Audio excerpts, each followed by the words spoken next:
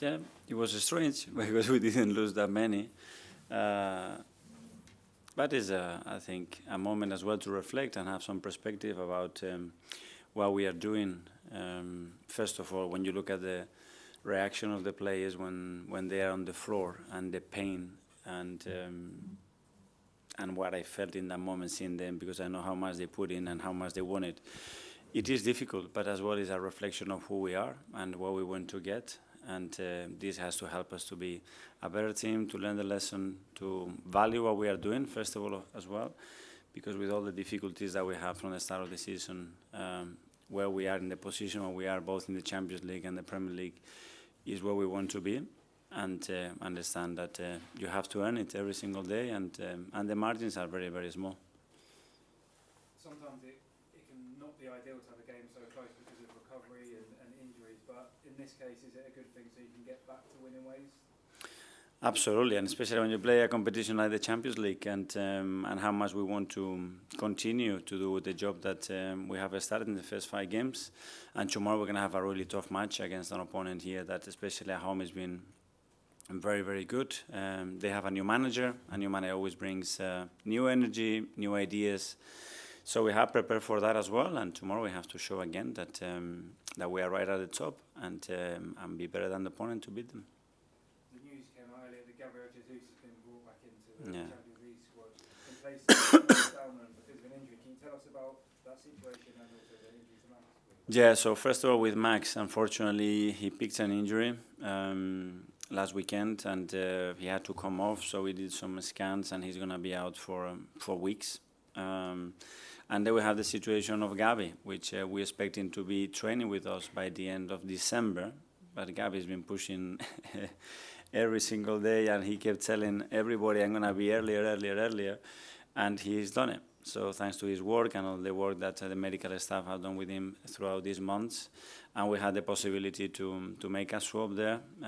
We've done it, and yeah, in one side you see obviously Max and his situation, and the other one see obviously the joy and how happy Gabi is to be back in this competition with us.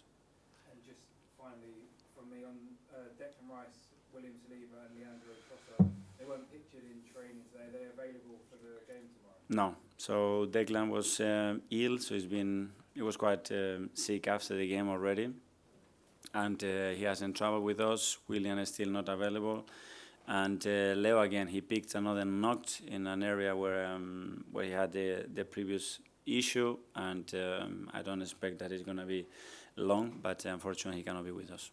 Okay, question here from the guy. Hi, Coach. How did you follow the recent events at Bruges with the new manager, and did it came as a surprise for you guys, and does it affect your preparations? Yeah, well, obviously you start to look at all the games and analyze the manager and their identity, and obviously the last performance that they had both in the Champions League and in domestic competition.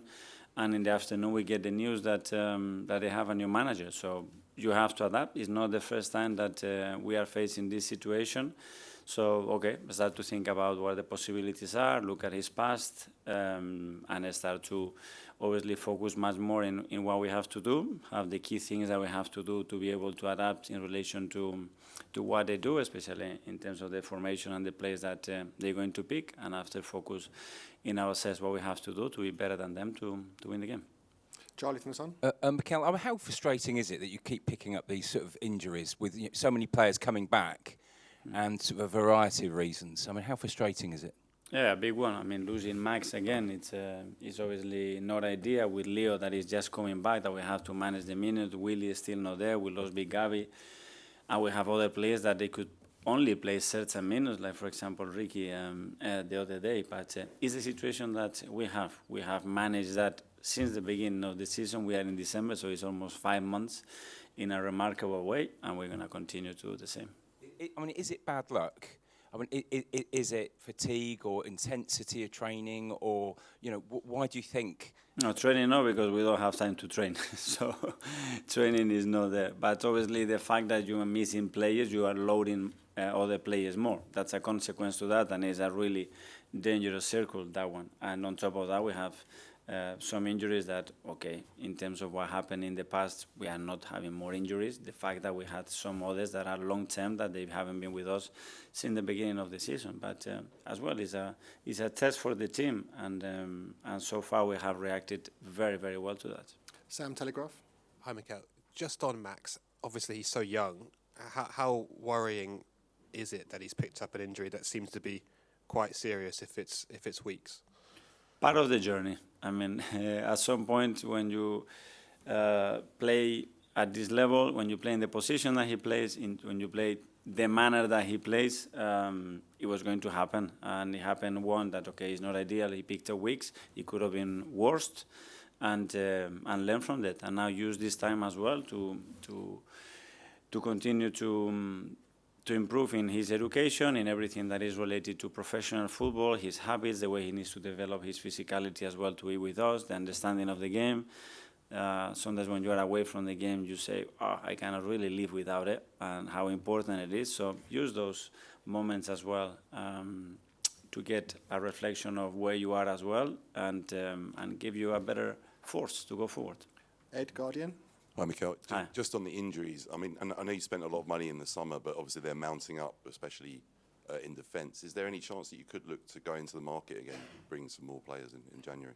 At the moment, we're just focusing on bringing the players back, and hopefully it will be a matter of weeks. And we know how important those weeks are going to be, because we're going to come into the period where a lot of things start to get defined in that period, and hopefully, touch wood, we're going to have those players back.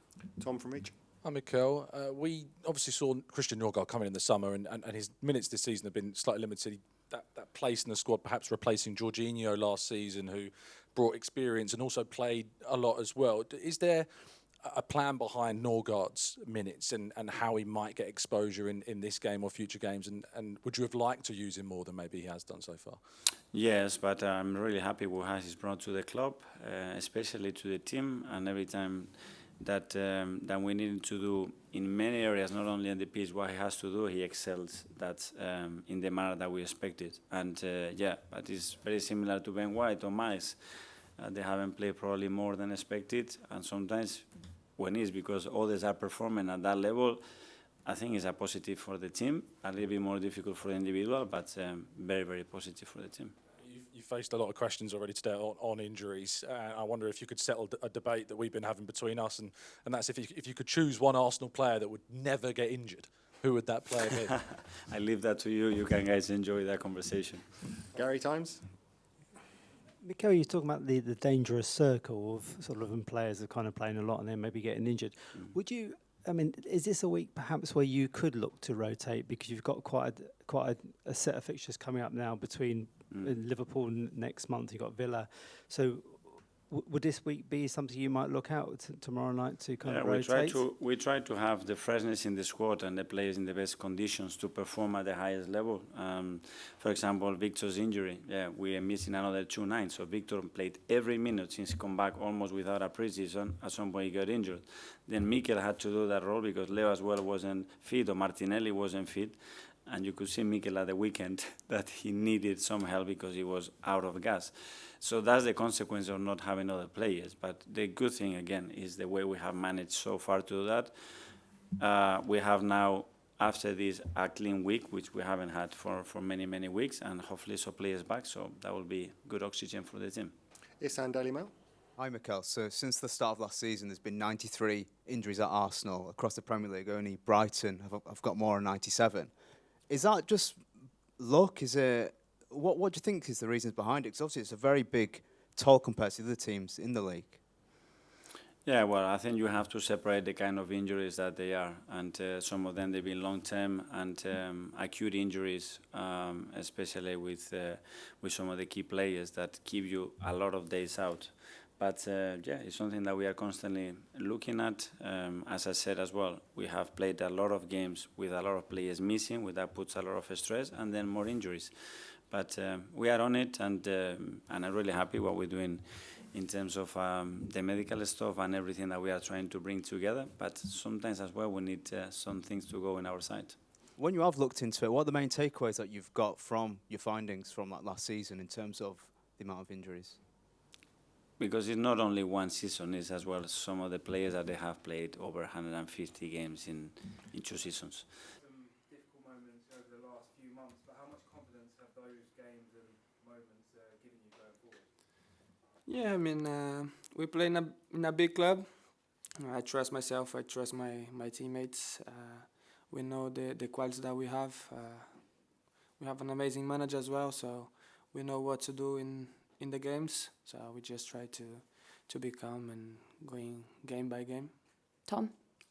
Hi, Gabby. Just quickly on the fallout from the weekend, obviously a very tough result against Villa. How have the team used the energy from that defeat to kind of take that going forwards?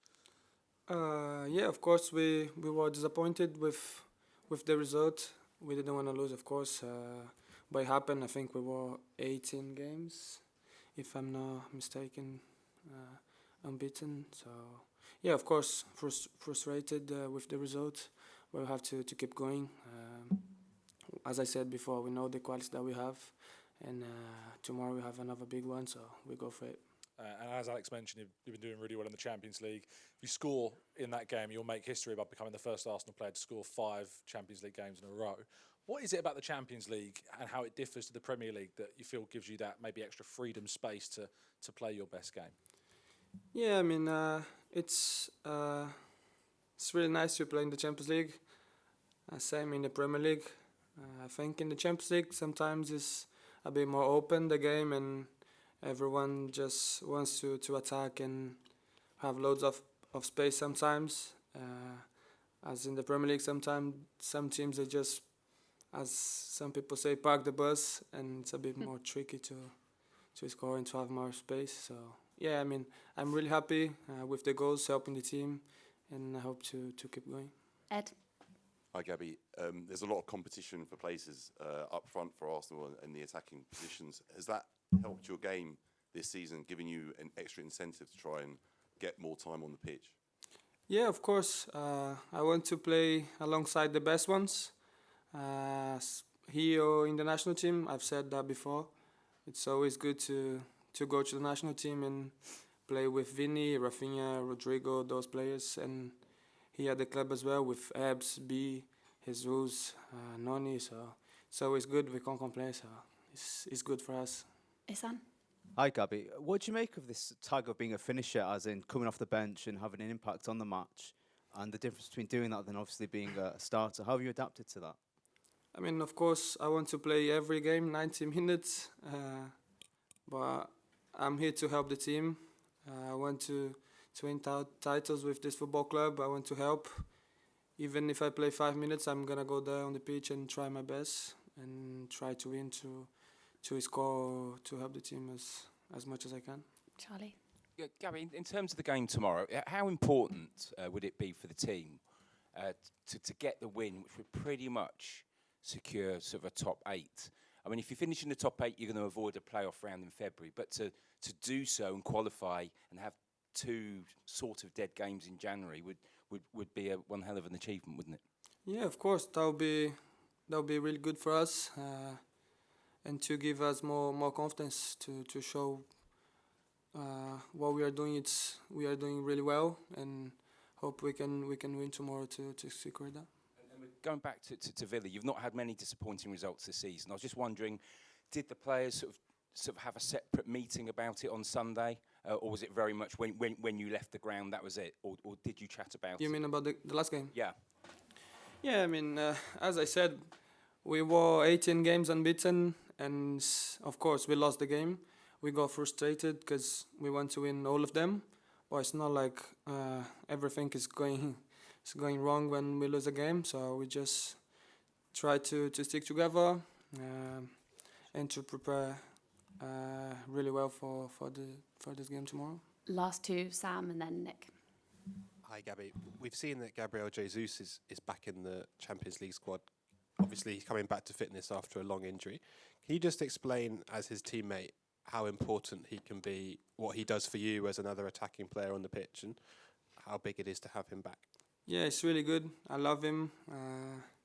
I always say that he's one of the best strikers in the world for me, so I'm really happy to have him back, not just on the pitch, but outside the pitch as well, because normally when you're injured, you don't spend as much time with the team as if you are there. So it's really good to have him back, and playing with him as well is really good.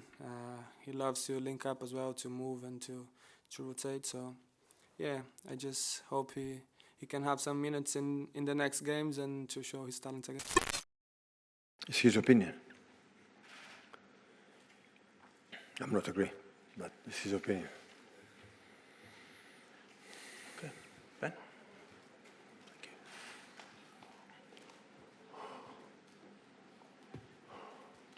Pep, a lot of the talk today and here in Madrid has been about Xabi Alonso and his position. Do you have sympathy with your opposite number in this match? It's obviously a huge game. You know what it takes to manage these kind of clubs in this particular competition. Do you have sympathy with the questioning he's facing ahead of what is a huge game for the club? Of course I have sympathy, because it was, we were together 1 year and a half, 2 years. It was an incredible experience being with him, not just as a manager, so we share many things, families as well. So Barcelona and Madrid are the toughest opponents, the toughest clubs, I would say, to be a manager.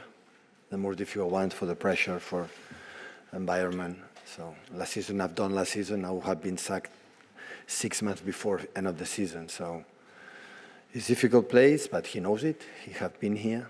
He knows the reality. It's a question of, winning games. I know they have a lot of absence. I know what happened when you want to build something. Like many players are injured. It happened ourselves last season. So, but of course he's capable to do it. What require that position, being manager for Madrid. You're speaking about the culture difference here compared to England.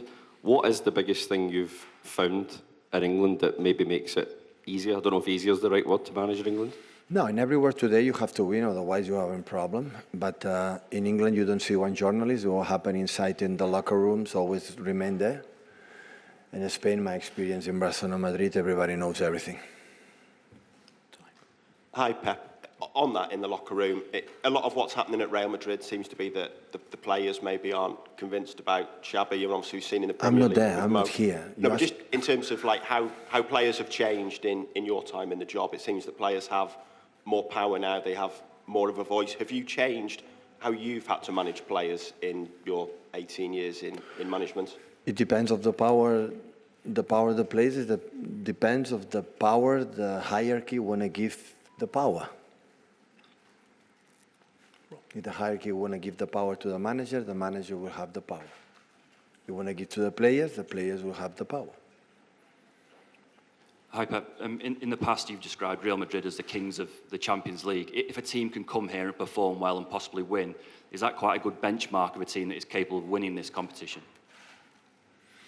But we were in a group stage. It's different if you play last 14 or last semi-finals. It's completely different, of course. A part of last season, like we arrived to play against them, like with all the problems that season and many absence. All the ties have been all the games, knockout, have been tight. Have been good games. But yeah, at the same time, we have important players that we have right now. It's the first time here in Bernabeu. We are a little bit the transition. We have, I would say, the biggest players that we have. They make an incredible legacy for 1 decade. Kevin De Bruyne, Gundogan, Kyle Walkers, and John Stones, and Rodri in that case, and many players. They are not here. Many players are new. You have to experience that, because sooner or later you want to make a step in Europe. In other stages, you have to live these experiences to next time be able that I've done it, I can do it again and compete against good teams. So, and always is a good place to come to prove yourself, how you are as a team. Sure. Hi, Pep. Hola. When fixtures come out, fans may look at United or Liverpool as the biggest game. But for yourself personally, when the fixtures come out, do you look at Real Madrid as your biggest game with the history that you've had? No, I was in Barcelona, absolutely. Madrid is, I'm a young boy, born in Catalonia, so Barcelona fan, was a ball boy. I was player after manager. So of course, Madrid is in a special part of my life as a football player manager, and I'm talking in a good way. So I learn a lot in a good moments, bad moments, win, lose. It's part of the sport, but always have been part of my growth as a football player manager. And Christian Romero being quite decisive with the penalties and who would take them. Is that something you really encourage your leader to sort out? But it's clearly how can you say it's decided before, there was no problem. It was exactly how it should be. Just enforcing what you want, really. Yeah. I don't think there was. I think he was. I don't know. It was a little bit of banter with Xavi, and I think it was more that. And one kind of slight negative, Mickey van der Ven, yellow card that suspends him. You look quite frustrated by that. Yeah, which I understand, of course, but yeah, that was the minor negative thing here. But it is what it is. Hi Thomas. Hi. Why did you decide to bring Tao into the squad for this match rather than previously when you had the option to? Because, as I understand, it is something with 60 days. An injured player needs to be injured in 60 days. Relatively complicated, so it's not like I could have done it the three games ago. Plus, it's also depending on how long will Dom be out and so on. So that's why there was an opening now that we could do it and we can change it again. So that was good. Has there been a setback with Dom? Is that anything to do with No, it was an opportunity to get Tell in, which is nice to have that opportunity, and we can change back if we want to do that. And I think the Frankfurt game's the last league phase match. That's the end of January. Do you expect Dom to be back before then? I think I've said before that as soon as he's ready and available, then I will say when he's ready. Hi Thomas. You won most of the individual battles there tonight out in the field, but it was a great opportunity for Wilson Odobert to stamp his name on this game. Great moment after 30 seconds, but afterwards he seemed to drift out of the game. David Hollis, Thomas Hollis, the full-back, really dominant there, and Wilson struggled maybe another 30 seconds at the start of the second half, but really struggled to get any influence in that game tonight. I think for Wilson, he's a young player. He no doubt learned a lot from this game today. I agree. I think it was a great action after 1 minute or 30 seconds where he got the better of his opponent. And then I think second half also got into a very good chance, good finish, great save from their keeper. And then there was definitely situations, as you said, where he need to protect the ball better and handle the aggressive pressure. Yeah, and just last one on that, with so many talented players that you have out at your disposal, now they're currently injured, but making their way back, I suppose opportunities are rare. So when they get to opportunities like this, they have to take them, Thomas, really. Yeah, I would say that it's every day in training, every day when every game they play, if it's 10 minutes, 15 minutes or 75 minutes, of course, it's all about putting good performances in. Sorry, Thomas. Can you talk a bit about Xavi's performance? I mean, another goal, another good display, I thought. Do you think he's kind of gaining some confidence? Yeah, definitely. I think he built on the good game on Saturday, produced again, I would say. Good link-up play, nice turns in the middle of the pitch where he also got that acceleration to go past the player and open up the spaces. I also like his work ethic. And for example, there was a great recovery run in 90-plus minutes where he just get all the way back under, which is crucial for me, for us, for everyone to work very hard. So I like his overall performance. Hi, Thomas. Nice to put on a special performance for what was a special night for Son Heung-min coming back. Did he come and speak to the boys before the game yourself? Did he give any extra motivation tonight? Yeah, it was good to see him. Mainly saw him straight after the game here. I'm happy that the reception and well-deserved reception he got. A Tottenham legend, truly Tottenham legend, coming back home. So very happy. It's good to see me. He seems happy and said he's settled well in. When he left, obviously the team lost not only a talisman but a big creative part of the team. Felt like Xavi and Mohamed Kudus were the sort of two signings that came in to replace that creativity. How happy are you with the way, in particular in recent weeks, they seem to be sort of moving through the gears with their form at the moment? Yeah, I agree. I think actually Mo started the season quite well. Then he had a dip, and now I think the last recent maybe 3 performances, something like that. It seems we had that freshness, energy, acceleration, decisiveness in his actions, and Xavi's 2 performances have been positive. So that, of course, so important. That what I call form, sharpness, getting more in sync with each other, the team. I think it's all that is important. Hi, Thomas. Following on from the weekend, at home, another strong performance, another strong kind of front-footed performance. In the first half, there were a few moments where Prague kind of looked like they might be threatening in transition. Is this just kind of like part and parcel of a team learning to play this way? Yeah, I think the way Prague play, there will always be a threat on transition. In any game that is transitions, you need to close down. I liked a lot from this performance, but it's also a performance that I think we can do much better in the future, be even more in control in elements of the game. But I think with all due respect to the crazy program we've had, as I said, we had those 4 games in 10 days time, and then we just only had 3 games before. Brentford, high numbers, and then to produce today and get over the line, that's the positive I take away from here. And then there's things I learn constantly about the squad. And Spurs are obviously now in quite a strong position, thinking about potentially automatic qualification for the knockouts. How much are you kind of considering that now with 2 games to go, 1 at home and 1 away? Of course, I'm first and foremost very happy for the win today, because that means more or less we're in a very strong position to definitely be in the playoffs, you can say, to progress. Those 2 games are so far ahead. I'm just happy that we got 4 days now before we face Nottingham, and that's everything I focus on. Hey Thomas, with the form that you'd be 2 home wins, how do you turn this form going to Forest and Liverpool at home? How can you turn it into 2 more wins there? Yeah, of course we can build that momentum. I think there's also a team that I think we played a good game overall against Newcastle. I think we played 2 good home games.